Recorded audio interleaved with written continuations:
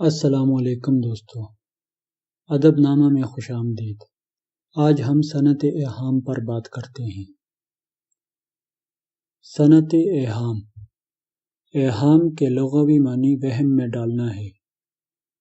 اصطلاح میں کسی عبارت یا شعر میں ایسا لفظ یا الفاظ استعمال کرنا جس کے دو معنی ہوں، ایک قریب کے اور دوسرے بعید کے، لیکن لکھنے والا دور کے معنی مراد لے، ایہام کہلاتا ہے۔ معنی قریب سے مراد وہ معنی ہیں جو پڑھتے ساتھ ہی ذہن میں آ جائیں۔ معنی بعید سے مراد وہ معنی ہیں جو قدرے سوچنے کے بعد ذہن میں آئیں۔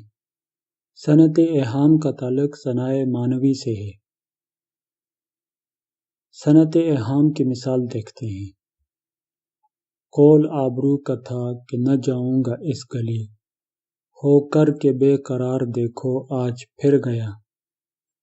اس شعر میں لفظ پھر گیا دو معنوں میں استعمال ہوا ہے، جس کے معنی قریب دوبارہ سے جانا، جبکہ معنی بعید وعدے سے مکر جانا کے ہیں۔ یہاں پر شاعر کا اشارہ معنی بعید کی طرف ہے، اسی لیے اس شعر میں صنعت ایہام کا استعمال ہوا ہے۔ صنعت ایہام کی مزید مثالیں دیکھتے ہیں۔ شب جو مسجد میں جا پھنسے مومن، رات کاٹی خدا خدا کر کے۔ اس شعر میں خدا خدا کر کے دو مختلف معنوں میں استعمال ہوا ہے۔ اس کے معنی قریب اللہ کا ذکر کر کے، جبکہ معنی بعید یعنی بڑی مشکل سے۔ شعر میں شاعر کا اشارہ معنی بعید کی طرف ہے، اس لیے اس شعر میں صنعت ایہام کا استعمال ہوا ہے۔ دوسری مثال دیکھتے ہیں۔ زلف لہرا کے وہ جستم سرے بازار چلا، ہر طرف شور اٹھا مار چلا مار چلا۔